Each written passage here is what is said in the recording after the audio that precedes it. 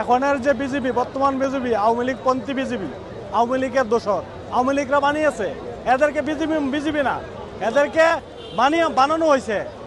এই বাহিনীর জন্ম প্রায় 230 বছর আগে। সেই বাহিনী ঐতিহ্যগত একটি বাহিনী। এই বাহিনীকে পার্শ্ববর্তী দেশ আজ প্রমাণিত দিবালোকের মতো স্পষ্ট তাদের স্বার্থ হাসিলের জন্য এই বাহিনীকে সম্পূর্ণরূপে চক্রান্তের মাধ্যমে ধ্বংস করা হয়েছে, যার ফলশ্রুতিতে ঘটানো হয়েছে এই পিলখানায় লোমহর্ষক হত্যাকাণ্ড।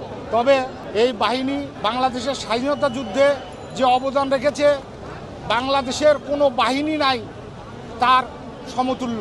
প্রশিক্ষিত প্রায় 12,500 সৈনিক স্বাধীনতা যুদ্ধে অংশগ্রহণ করেছে। সেই সময় তৎকালীন সেনা, নৌ, বিডিআর, সেনা, নৌ এবং বিমান বাহিনী মিলে এত প্রশিক্ষিত বাহিনী অংশগ্রহণ করেনি।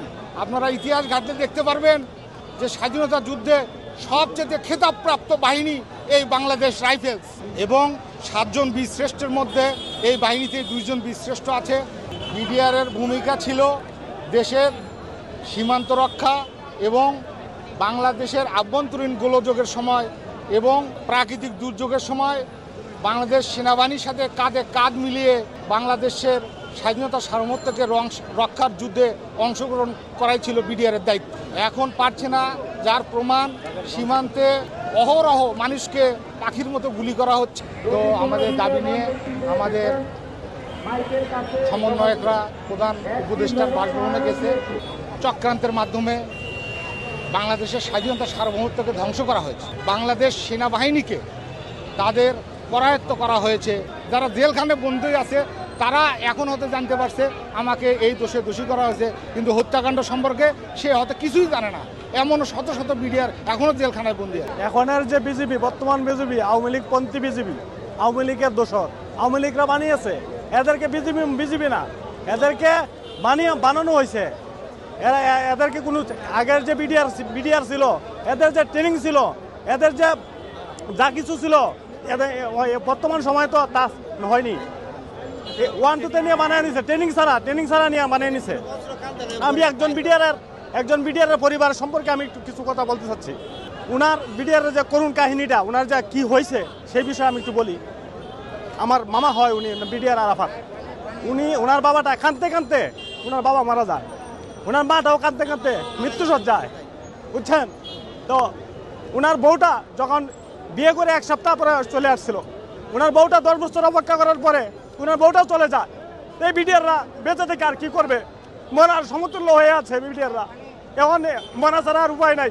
প্রধান উপদেষ্টার কাছে আমি আমার করুণ আবেদন, ওনাদের যেন নিঃশর্ত মুক্তি দেওয়া দেয়। সঠিক তদন্ত হয় নাই।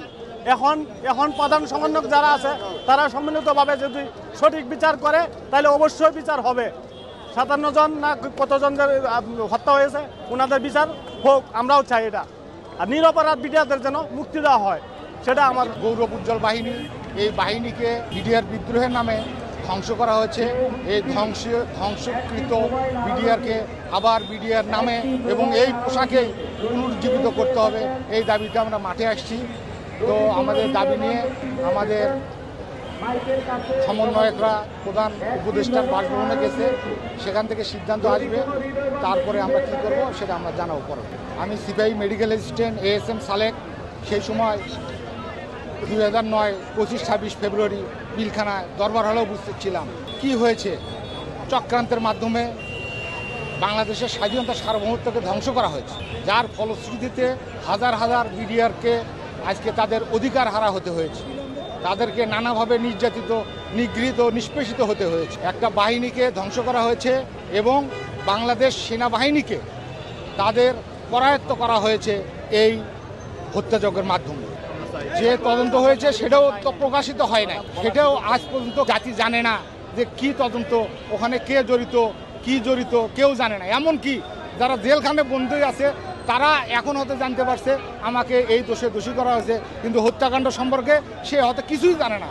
এমনও শত শত বিডিআর এখনও জেলখানায় বন্দী। মাস্টার মাইন্ড এটা বুঝতে রকেট সায়েন্স লাগে না, বড় বড় ইউনিভার্সিটিতে লেখাপড়া করে ডিগ্রি অর্জন করতে লাগে না।